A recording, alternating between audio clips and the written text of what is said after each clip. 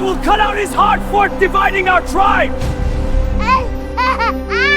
Is anyone there? Please turn back, our son needs you! You dare speak of one God in a house of three when ancient Sikhi idols? I will drag you through these streets until the vultures pick your bones. Pride will crumble, the trail stand.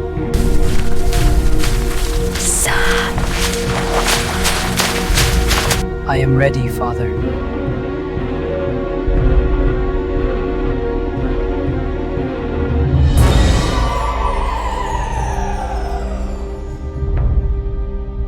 Hello, believers. Today we are going back in time, nearly 4,000 years ago, to a world very different from the one we see outside our windows. We are traveling to the ancient lands of the Middle East, specifically to a dry, rocky valley that we now know as the holy city of Makkah in Saudi Arabia. Our story follows a man named Ibrahim. In history, he is one of the most important figures to ever walk the earth. He is often called the father of prophets because so many great messengers came from his family tree. Ibrahim is originally from a place called in what is now Iraq, but his life is defined by his travels and his absolute, unshakable trust in Allah. He is a man who loves his family deeply, but he loves his Creator even more. Imagine for a second that you are standing in the middle of a vast, empty desert. There are no skyscrapers, no air conditioning, and no grocery stores. There is only the sound of the wind and the heat of the sun reflecting off the black stones. Honestly, if you or I were dropped there today with nothing but a small bag of dates, you probably won't survive this for more than a few hours. But this is exactly where the heart of our story begins.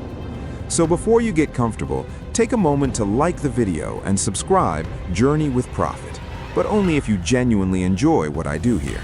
Also, I want to ask you something special. Let me know in which city from you are watching this and what time is there now. Do type in comments section below. Now wear your headset to properly enjoy the story. The sun is high and the air is thick with heat. Ibrahim walks across the burning sand, leading a camel.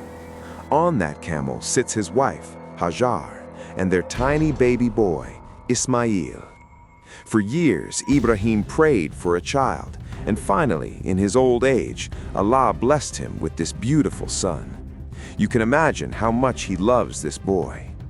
But as they reach a specific lonely spot in the valley of Mecca, Ibrahim stops.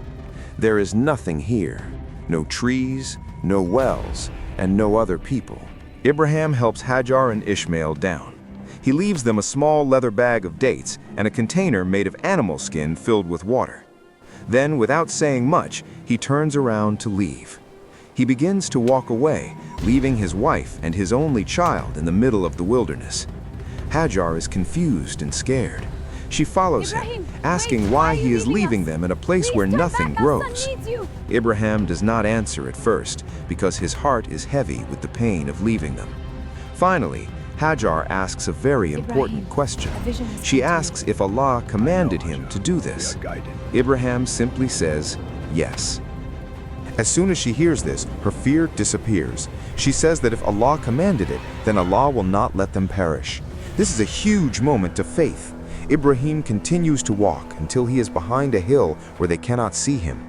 He turns back toward the place where the Kaaba would one day stand, raises his hands, and prays to Allah to protect them and make people's hearts lean toward them. Days pass, the water runs out, the dates are gone. Little Ismail begins to cry from thirst. Hajar is desperate. She runs to the top of a nearby hill called Safa to see if there is any water or any caravan passing by. She sees nothing.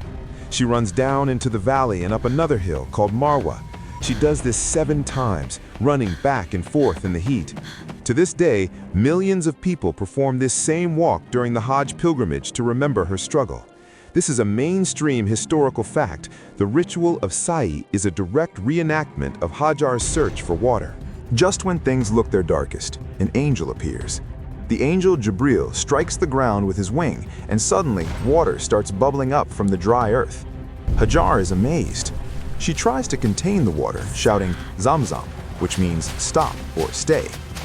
This well, the Well of Zamzam, still flows today, thousands of miles away from any major river. Because of this water, birds begin to fly over the valley. A passing tribe sees the birds, finds the water, and asks Hajar for permission to settle there. The empty desert begins to turn into a small town.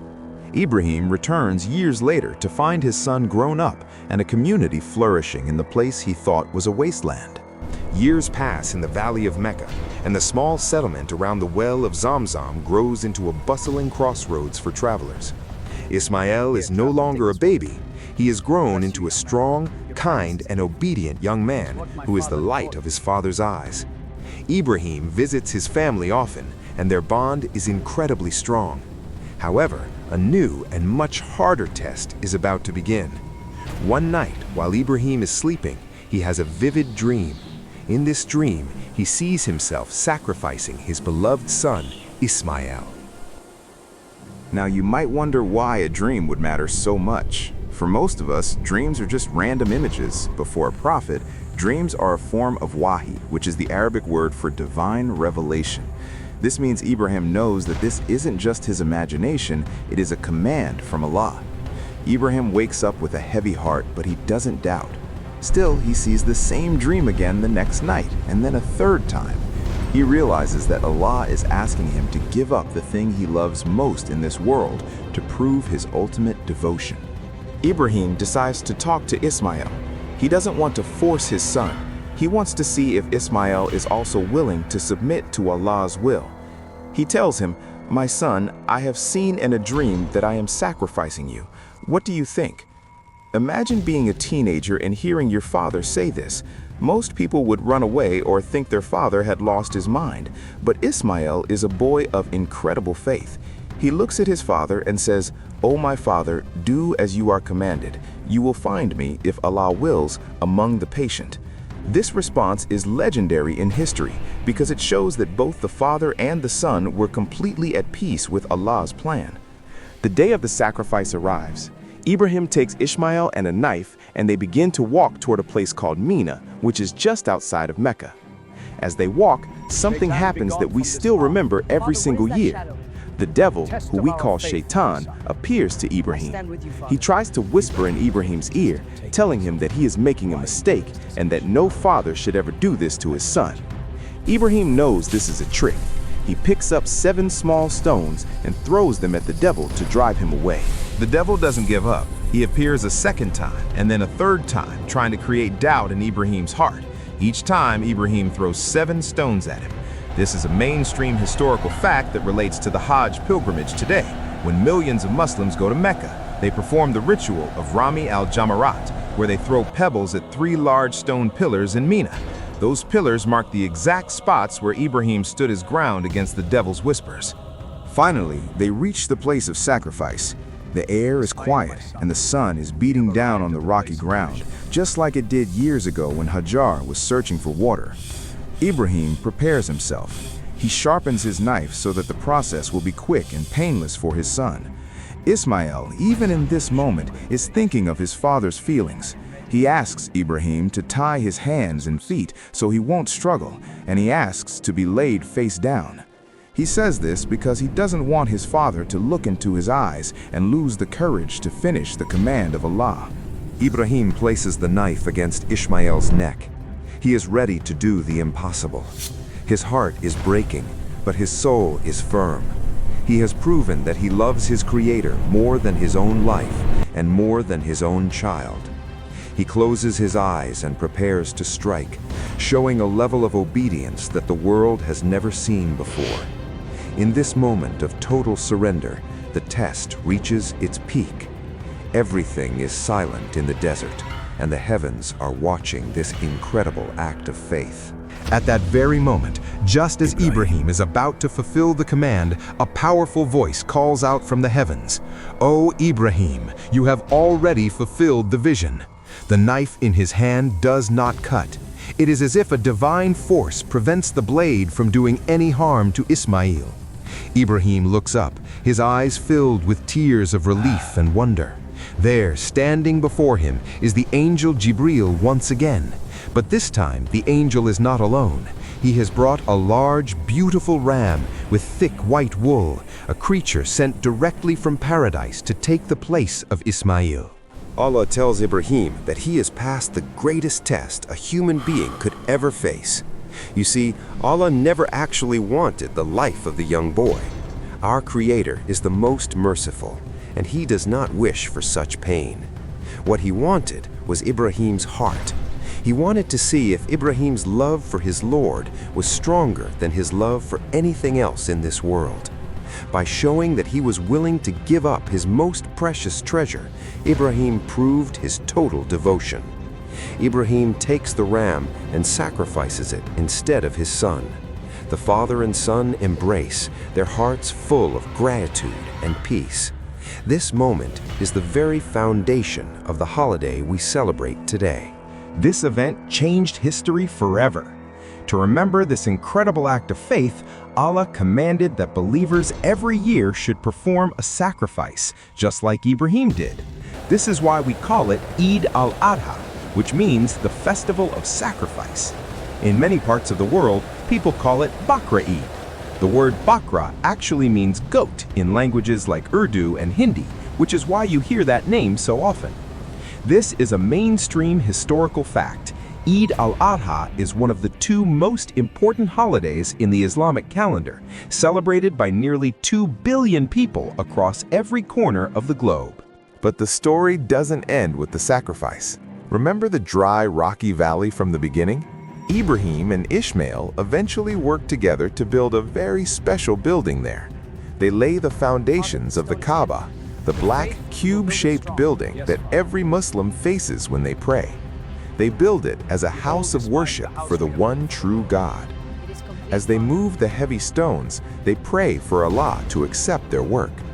Even today, if you look at the Kaaba, you can see a small station nearby called the Maqam Ibrahim, where the footprints of Ibrahim are preserved in stone from when he was building the walls. The tradition of the sacrifice also teaches us about kindness and sharing.